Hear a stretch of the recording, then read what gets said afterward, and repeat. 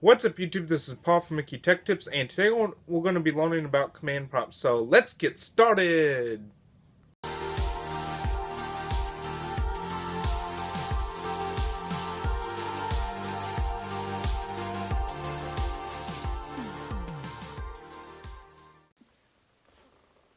Okay, so for those of you that don't know what command prompt is, it's basically the replacement for DOS, which DOS was before Windows and it was all command line interface. Like I'd have to type in stuff like dir/p if I wanted to look at what photos were on in a directory or stuff like that. I would have to type it in all by hand.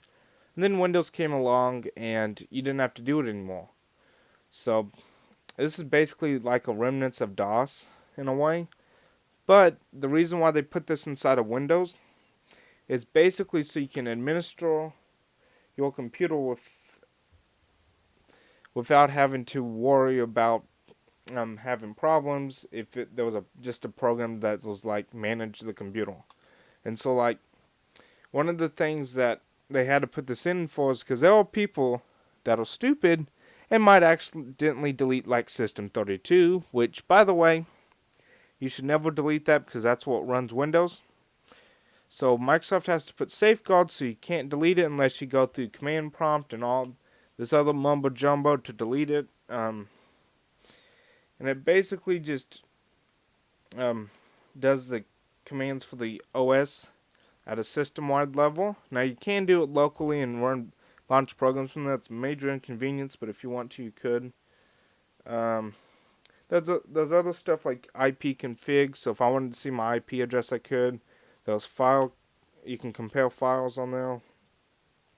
You can do shutdown/I. So if you need to remotely shut down someone's computer on a network that's tied to like a network login, you could. All sorts of different kinds of stuff. On and it even runs when you don't even want it to. So like if you install a program like an antivirus, it'll pop up command prompt. That's what that black box that flashes and goes away is, because it has to add a security exception so it can take and be able to do what it needs to do. That's why when you get those things that pop up that go da da da, and they click, do you want to run this program, yes or no? It's because it needs system level privileges, and it might even run command prompt at some point too, just so it can get system-wide stuff done, because by default you don't want to have access to it. And that was the biggest problem with XP, is that anyone had access to anything, and so that proposed a security threat, because then people could take in and hackers could go delete stuff, or people might accidentally delete stuff themselves. So that's where this comes in. Right now I got the directory photo up so I can see all the photos inside of my user photo itself. You had to type in everything by hand on this. And another thing that it's neat for is that, let's say a tech support person that's running a network needed to do some cleaning on a computer. They could have a batch file, which is basically just a fancy text file with a bunch of commands in there that they either copied and pasted from like some kind of support thing, or they made it themselves, and they could take and run it around on a thumb drive, stick it in the computer, run it as an administrator, and then it would take and clean out the computer or do what it needs to do without them having to type in each command by hand in order to do what they needed to do system-wide. There's that. If you're on a network, you can add more users using a batch file. So, like, let's say I needed to add in 50 users. I can use it through a batch file and it'll run it through command prompt, adding in my new users for my network. I could use it to clean stuff out. I can use it for all sorts of different stuff. So it's basically just to manage a computer. So you might need access to it, you might not. It's got some other cool features, but I honestly don't see the need for it.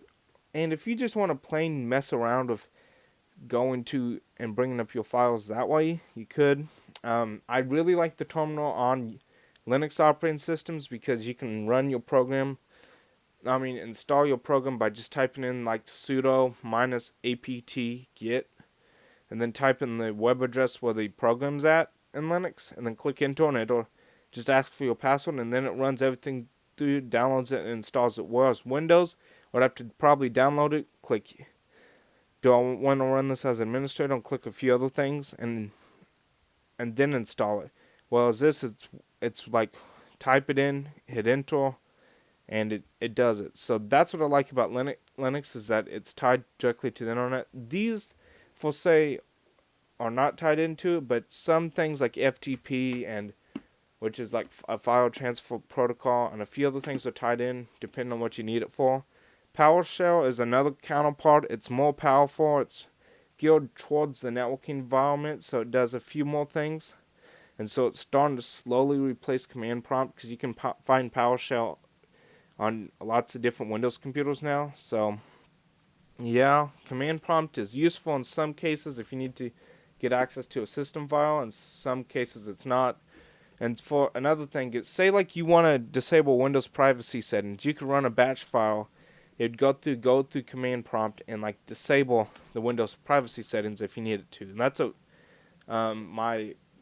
one of my third-party programs does. It basically brings a command prompt and runs it through so Microsoft can't spy on me and blah blah blah blah blah.